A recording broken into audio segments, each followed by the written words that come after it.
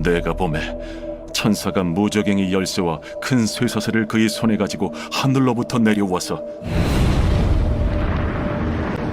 용을 잡으니 곧 옛 뱀이요 마귀요 사탄이라. 잡아서 1000년 동안 결박하여 무저갱에 던져 넣어 잠그고 그 위에 인봉하여 1000년이 차도록 다시는 만국을 미혹하지 못하게 하였는데 그 후에는 반드시 잠깐 놓이리라. 또 내가 보좌들을 보니 거기에 앉은 자들이 있어 심판하는 권세를 받았더라.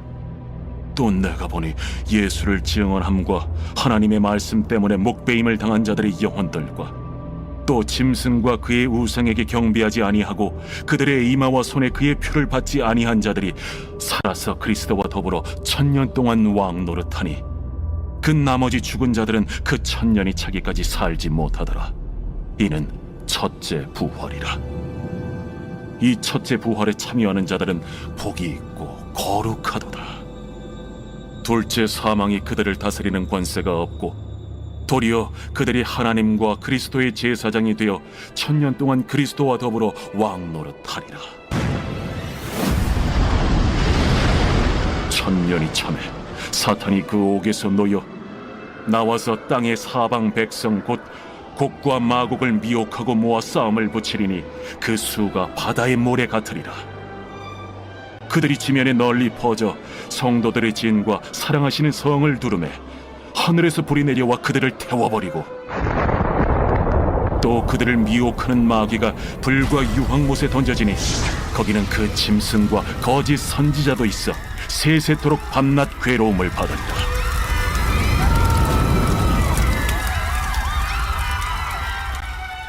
또 내가 크고 흰 보좌와 그 위에 앉으신 이를 보니 땅과 하늘이 그 앞에서 피하여 간데 없더라. 또 내가 보니 죽은 자들이 큰 자나 작은 자나 그 보좌 앞에 서 있는데 책들이 펴 있고 또 다른 책이 펴졌으니 곧 생명책이라. 죽은 자들이 자기 행위를 따라 책들에 기록된 대로 심판을 받으니 바다가 그 가운데에서 죽은 자들을 내주고 또 사망과 음부도 그 가운데에서 죽은 자들을 내주매 각 사람이 자기의 행위대로 심판을 받고 사망과 음부도 불못에 던져지니 이것은 둘째 사망 곧 불못이라. 누구든지 생명책에 기록되지 못한 자는 불못에 던져지더라.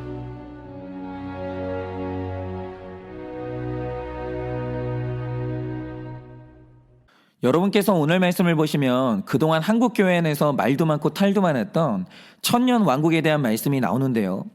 정말 오랫동안 신학계는 이 천년 왕국의 뜻을 놓고 이게 전천년설이 맞냐 후천년설이 맞냐 그것도 아니면 무천년설이 맞냐 이런 논쟁을 했거든요. 그런데 여러분 생각보다 이게 무의미한 논쟁이 아닌 게요. 이걸 바르게 해석하지 않을 때 너무 많은 이단들이 이 말씀을 이용해서 자신의 욕망을 채웠고 지금도 많은 단체들이 잘못된 해석으로 사람들을 미혹하고 있기 때문에 천년 왕국의 의미를 바로 해석하는 것은 생각보다 매우 중요합니다.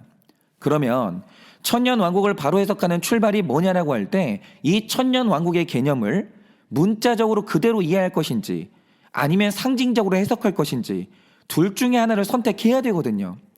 그런데 여기서 천년왕국을 문자적으로 그대로 해석한 견해가 세대주의적 전천년설과 후천년설인데요. 일단 후천년설은 전혀 성경적이지도 않고 대부분의 학자들이 폐기한 해석이기 때문에 이건 머리에서 지우시면 되겠습니다. 일단 한국 교회 안에서 문제가 됐던 것은 세대주의적 전천년설인데요. 이들의 주장은 이렇습니다. 한번 들어보세요.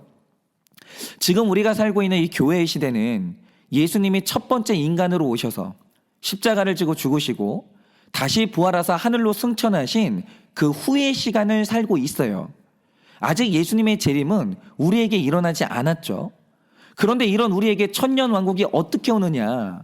일단 재림하시는 예수님이 지상으로 오시는 게 아니라 공중으로 오십니다. 그리고 하시는 일이 뭐냐면 4절 말씀처럼 짐승과 그의 우상에게 경배하지 않고 그들의 이마와 손에 짐승의 표를 받지 않은 사람들을 자신이 있는 하늘로 끌어올리시는 거예요.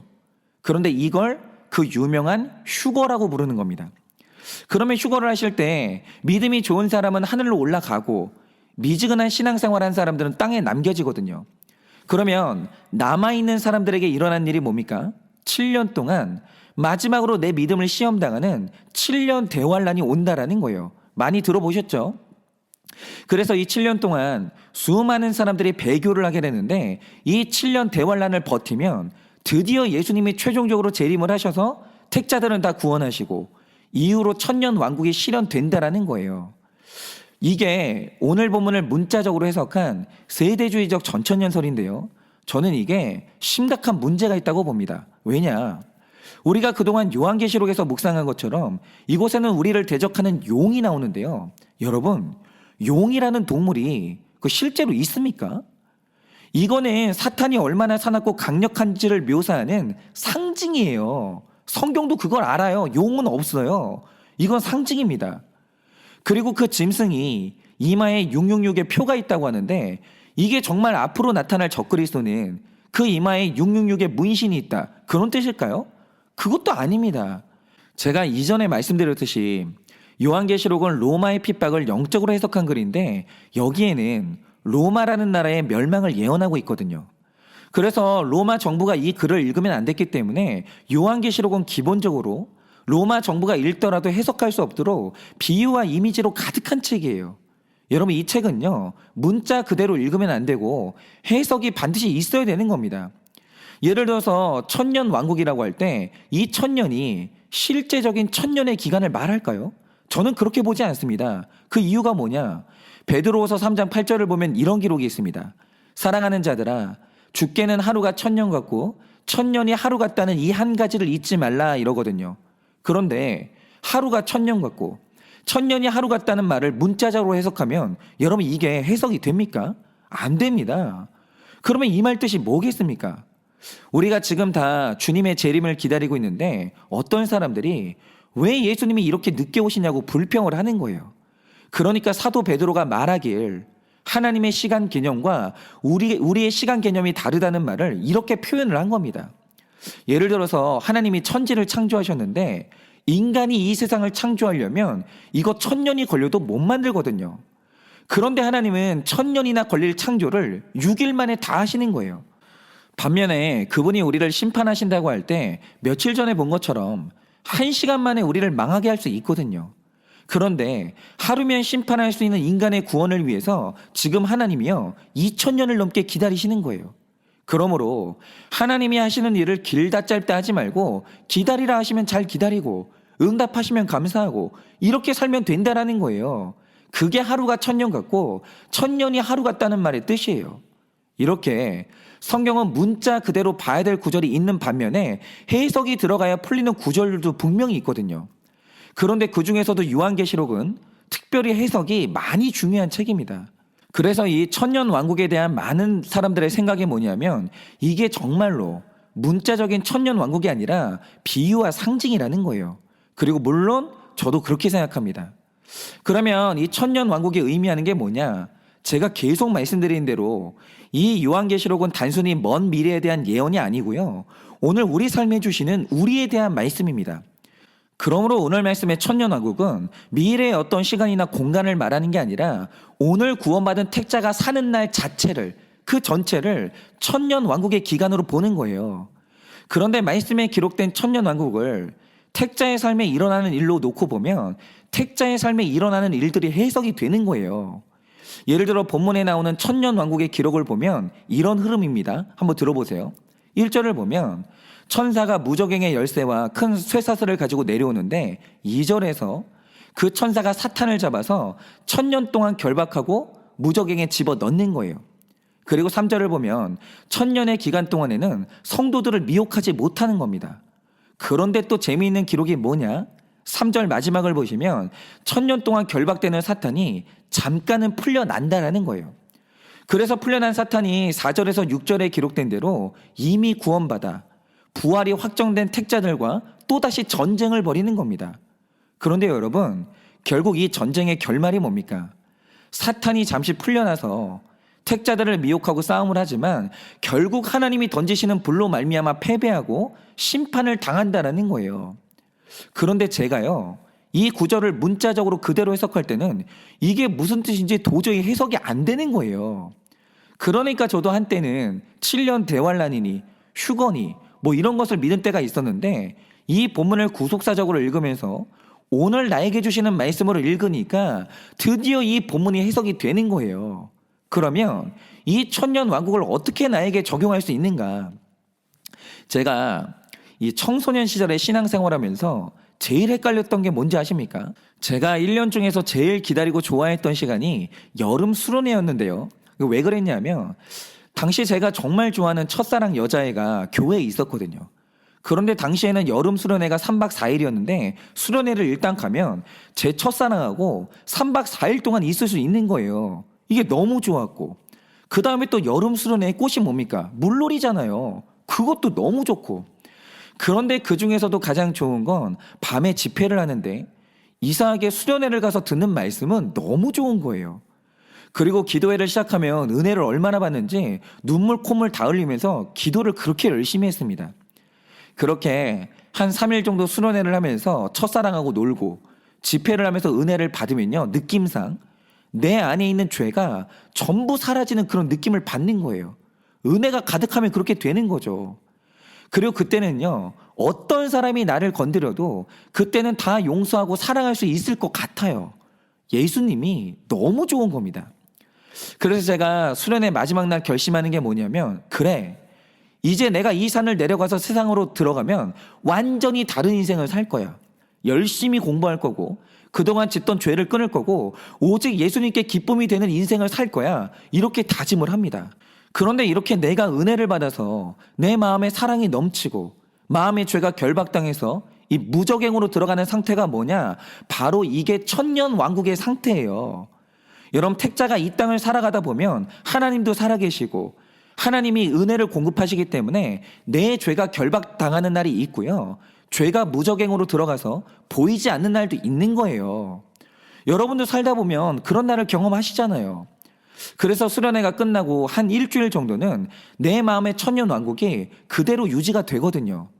그런데 한 달도 아니에요. 저는 딱 일주일이 내 천년 왕국의 유통기한이었는데 7절 말씀처럼 천년이 차면 사탄이 그 옥에서 놓여서 땅의 사방 백성 곡과 마곡을 미혹하고 모아서 싸움을 붙이기 시작하는데, 은혜 받아 눌려있던 음란한 생각들이 다시 올라오기 시작하고, 잠시 눌려있던 부모 형제에 대한 혈기가 올라오고, 학교 공부에 대한 근심과 걱정이 나를 둘러싸면서 다시 또다시 싸움이 시작되는 거예요. 그리고 그 과정에서 다시 예전 모습으로 돌아가기도 하고 죄에 넘어지기도 하는 겁니다. 그런데 저는요, 그때 내가 왜 이러는지를 모르겠는 거예요. 분명히 수련회에서 은혜 받을 때는 죄를 이길 수 있었고 다른 삶을 살 수 있을 것 같았거든요. 그런데 시간이 지나면 다시 사탄이 활개를 치면서 전쟁을 하니까 이 현상이 뭔지 도저히 해석이 안 되고, 이러려면 수련회 가서 기도하고 은혜 받는 게 무슨 소용이 있나, 그 생각이 들면서 좌절이 되는 거예요. 그런데 오늘 말씀을 보니 나에게 일어났던 일이 성경에서 미리 예언된 일이라는 게 해석이 되는 거예요. 그렇죠. 여러분, 우리는 100% 죄인이지만 4절 말씀처럼 예수님을 증언함과 하나님의 말씀을 믿기 때문에 내 안에 거듭나지 않은 이전 사람은 목배임을 당했고 짐승과 우상에게 경배하지 않고 세상 가치관에 물지 않은 부분이 택자 안에는 분명히 있습니다.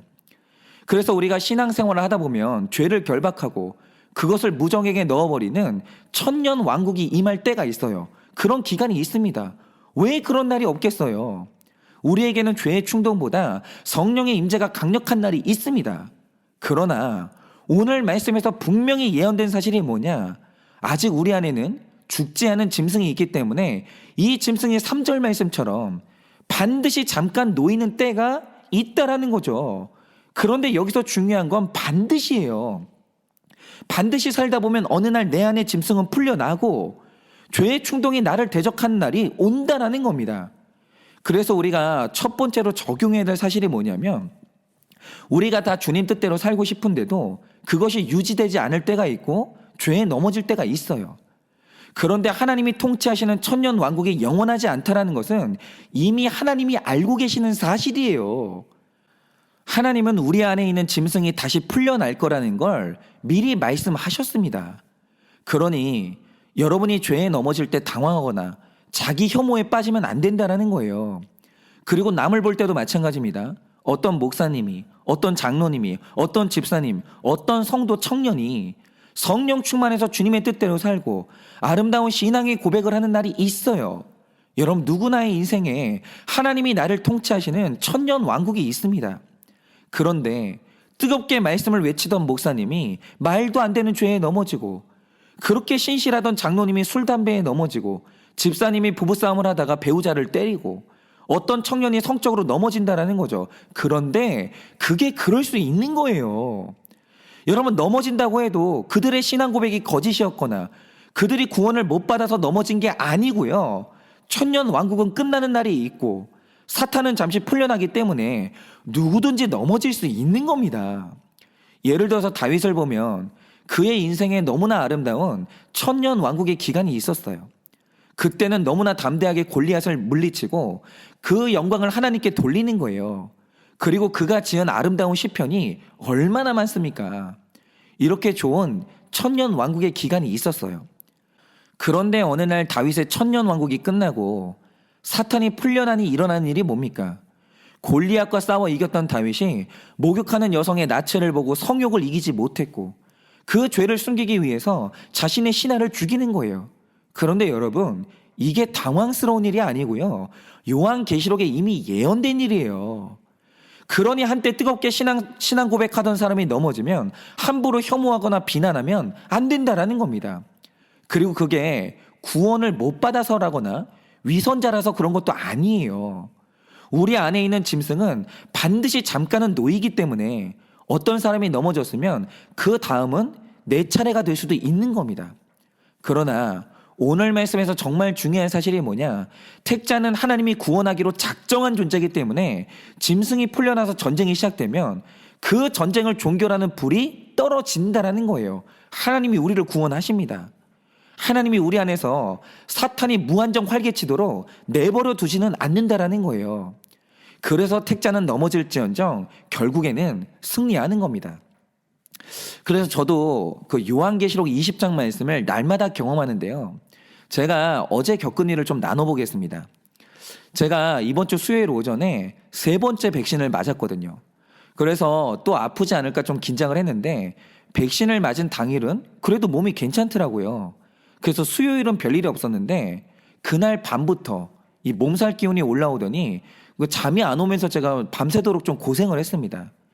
그리고 나서 목요일 아침에 피곤한 상태로 교회에 출근했는데 이상한 게 뭐냐면 컨디션이 하필이면 안 좋은 날, 정말 다른 그 어떤 날보다 목요일 아침에 상담이 너무 많은 거예요.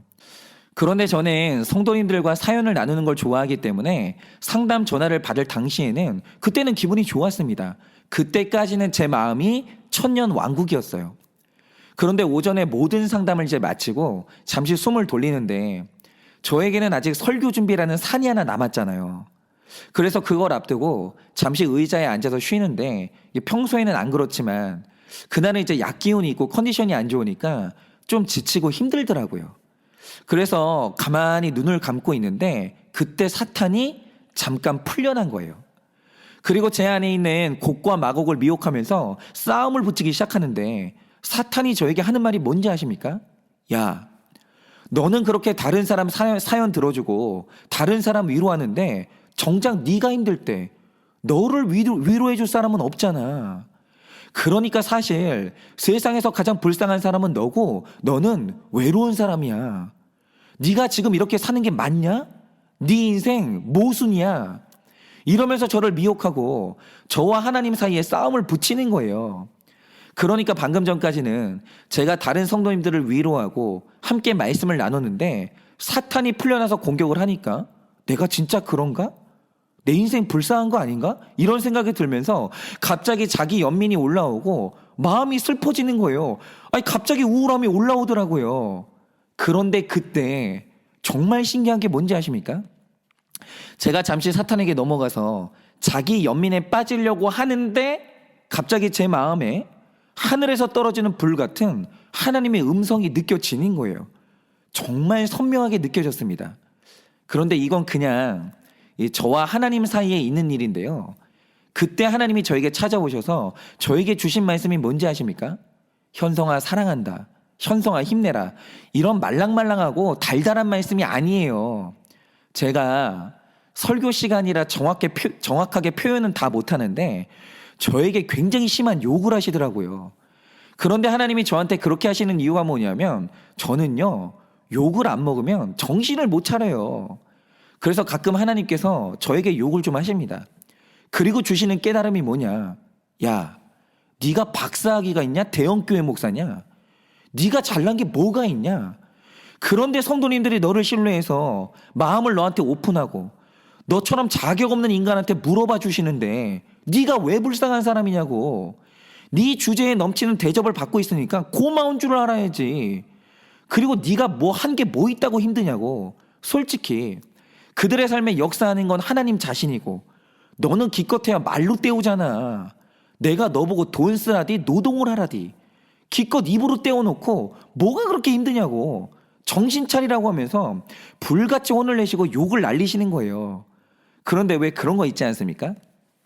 사람들이 욕쟁이 할머니한테 욕 들으면 기분 나쁜 게 아니라 웃음이 나잖아요. 마찬가지로 하나님이 저한테 욕을 하실 때 왜 그러시는지 마음이 전달이 되거든요.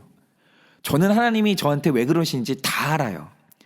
그런데 그 욕을 듣는 순간 제 안을 채우던 자기 연민이 사라지면서 혼자 있는 그 사무실 안에서 제가 그냥 실실 웃고 있는 거예요. 하나님 맞습니다. 제 주제에 제가 뭐가 슬픕니까? 저는 불쌍하지 않고요. 하나님 저는 힘든 것도 하나도 없습니다. 이러면서 제가 혼자 실실 웃고 있는 거예요. 그래서 아마 어떤 사람이 창문으로 저를 봤으면 미쳤다고 했을 겁니다. 제가 좀 혼자 하나님하고 그렇게 즐겼습니다. 그런데 여러분 이렇게 큐티를 하고 있으면요. 제 내면 세계 안에서 이런 전쟁이 일어나는데 결국에는 하나님이 이기시더라고요. 그래서 잠시 풀려난 사탄에게 속지 않고 제 마음을 지킬 수가 있었습니다. 여러분 바로 이겁니다. 오늘 말씀에 나오는 천년왕국은 먼 미래의 어떤 시간이 아니라 오늘 내가 현실에서 주님의 백성으로 살아가는 모든 날이에요.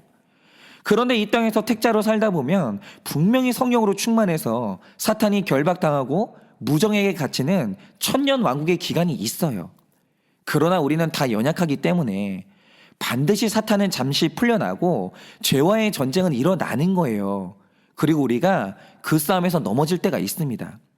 그런데 우리에게는 이 싸움을 도우시는 하나님이 있기 때문에 여러분은 결국 이기시는 거예요. 절대로 지지 않습니다.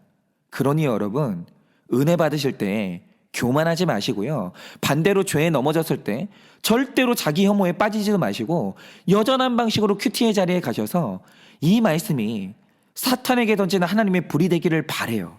그래서 결국 오늘 여러분의 하루가 승리하는 하루가 되시기를 예수님의 이름으로 축원합니다. 기도하겠습니다.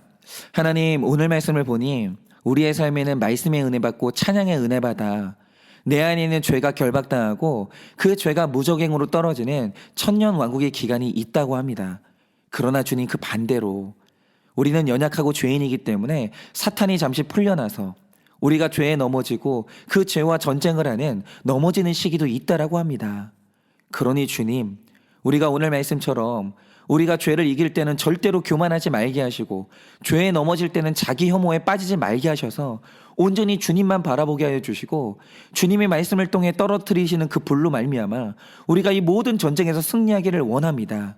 주님, 오늘 우리의 마음을 붙들어 주시고 정말 말씀만 붙들게 하여 주셔서 오늘 우리의 인생이 오늘 우리의 하루가 천년 왕국이 되게 하여 주시고 그렇지 않다 할지라도 오직 주님만 바라보면서 우리의 마음을 지키는 하루가 될 수 있도록 주님께서 역사하여 주시옵소서.